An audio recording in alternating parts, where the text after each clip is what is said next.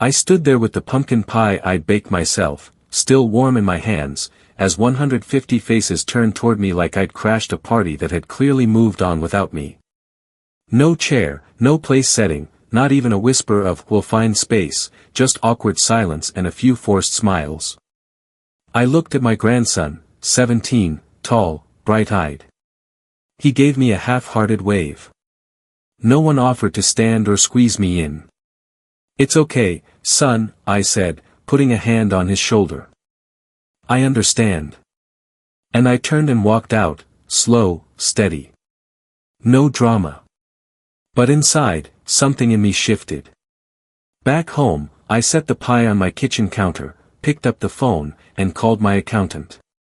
"Good evening, Walter," he said. "What can I do for you?" I smiled. "We need to make a few changes." I didn't sleep that night. I wasn't angry. I wasn't even sad. I just lay there watching the ceiling fan rotate slowly while my mind replayed the look on my son's face when he told me to leave. Like I was an afterthought, a placeholder, a man they used to need but didn't anymore. I'd built everything they stood on, paid for colleges, bailed out mortgages, wrote checks when they couldn't breathe, and they couldn't save me a folding chair. In the morning, I poured myself a cup of black coffee and stared out at the frozen lawn behind my house. The silence felt heavier than usual. Then my phone buzzed. "Walter," said my accountant again. "I reviewed what you asked last night. I need clarification. Are you sure you want to go through with this?"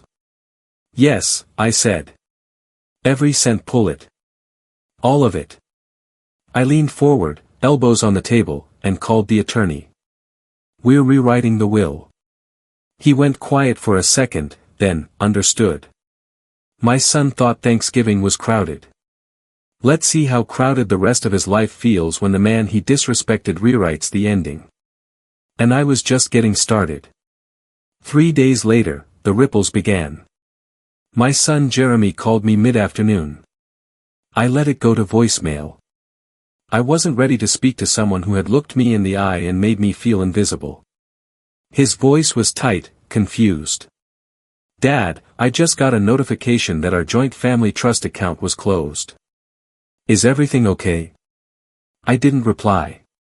By sunset, I'd pulled every dollar out of the joint investments, removed my name from co-sign guarantees, and transferred the beach house deed, not to him, but to the local veterans housing program. I wasn't being petty. I was correcting a mistake. That evening, Jeremy's wife showed up at my house uninvited. "Walter, this has to be some misunderstanding," she said, forcing a sweet smile. Jeremy was just overwhelmed that night. He didn't mean to. I held up my hand. "Stop." She blinked. "I've accepted that I'm not needed at your table, but I won't be needed in your balance sheet either." And before she could gather her words, I added, "You all made room for 150 people.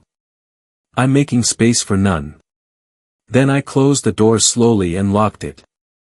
The next wave came from my grandson, Mason, the same one whose Thanksgiving dinner I was uninvited from. He texted me that night.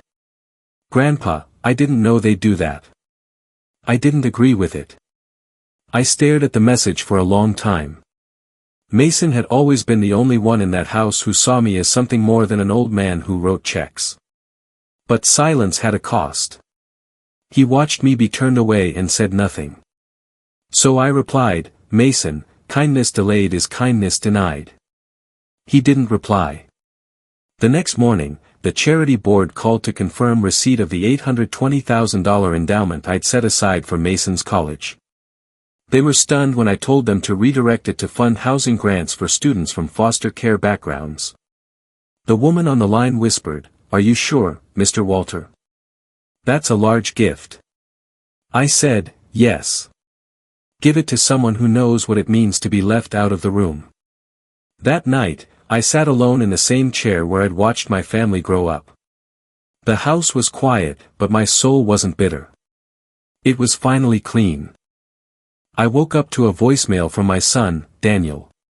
His voice was tense. "Dad, We heard about the donation. Mason's devastated.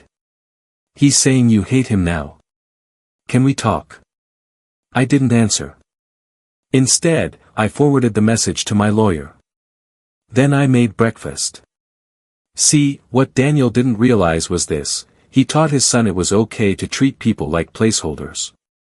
And now Mason was tasting the same emptiness he helped serve me last Thursday. Actions echo. Always. Later that afternoon, my lawyer confirmed the final filings had gone through. My estate, valued at just over $14 million, was now divided across 3 trust foundations, one for children aging out of the foster care system, one for caretakers of Alzheimer's patients, and one anonymous fund for veterans over 70 with no family support. My name would be on none of them, but my fingerprints would be everywhere. That evening, I sat on the porch and watched the sun disappear behind the hills. No regrets, no spite. Just a quiet man who finally remembered he could still choose where his love landed. And for once, I chose people who saw me. The local paper picked up the story by morning. The headline didn't mention my name, that was intentional, but Daniel saw it anyway. Veteran elder donates entire estate after Thanksgiving exclusion. He knew. He called me again 4 times. No voicemail this time. Just silence waiting on the other end. Then Mason showed up. He knocked. No cameras. No performative shame. Just a teenager standing in the cold with puffy eyes and trembling hands. "Grandpa," he said, "I messed up." I let him inside. We didn't talk about Thanksgiving or the house or the money. We talked about his piano teacher and how he was scared of failing an audition. We talked about what kindness used to mean in this family. He stayed for dinner. When Daniel called again that night, I let it ring. Mason was helping me clean the dishes. He looked up and whispered, "Can I still come next week?" I nodded. "I'd like that." Some people earn your time back with apologies, others with action. Mason was learning the difference. And for the first time in a long time, I felt like the table had room again. Not for blood, but for love. The next morning, Daniel finally showed up. No announcement, no ceremony. Just a knock. And then his voice through the door. "Dad, it's me." I opened it slowly. He looked smaller, not physically, but everything about him had shrunk. His posture, his confidence, his certainty. "I didn't mean to." "You did," I interrupted. "You meant every word." He paused, then nodded.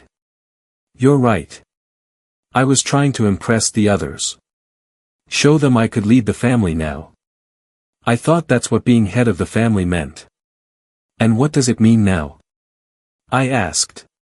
His eyes flicked toward the dining room, the same table that had once been his mother's favorite place, where he used to hide under the chairs during storms. He swallowed. "It means protecting the people who built it in the first place." I let that sit in the air. Then I pointed to the garage. "Your mother's old chairs are still there. Sand them down. Paint them. Bring them back in." He stared, unsure. I finished. "You want a seat at the table? Build one." And as he walked to the garage, I knew this wasn't forgiveness. It was foundation. That Sunday, I didn't go to church. I didn't open the paper. I just sat by the window with a cup of coffee and waited. One by one, the cars pulled up. Daniel was first. He carried in the old chairs, beautifully restored, followed by his wife holding a pie, her eyes soft with something close to shame. Then came Marcy, my granddaughter, with her daughter. They didn't say much, but the little one ran straight to me, hugged my legs, and whispered, "Grandpa, can I sit next to you today?" I smiled. "Of course you can." By noon, the house was full. Not with apologies, but with actions. People sweeping, setting up the table, warming food, placing name cards. I noticed mine had been carved into a fresh piece of oak. Daniel stood near the head of the table, unsure. I gestured toward the chair. "You host," I said. He looked surprised, but he took the seat. And as the family gathered, not because of guilt, not because of tradition, but because they'd remembered something real, I finally took a quiet breath. Not for what I'd lost, but for what I'd reclaimed.